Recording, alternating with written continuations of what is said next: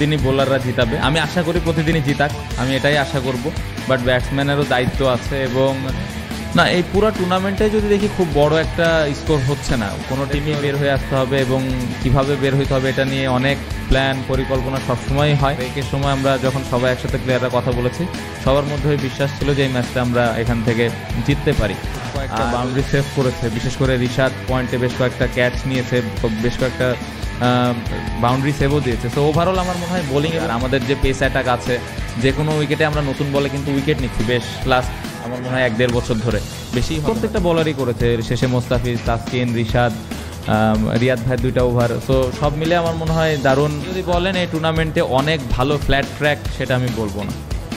জিতে গেছি তাই বলতেছি না, এটা যখন ব্রেকের সময় আমরা যখন সবাই একসাথে প্লেয়াররা কথা বলেছি, সবার মধ্যে বিশ্বাস ছিল যে প্রত্যেকটা বলারই করেছে, শেষে মোস্তাফিজ, তাসকিন, রিশাদ, রিয়াদ ভাই 2টা ওভার। সো সব মিলে আমার মনে হয় দারুণ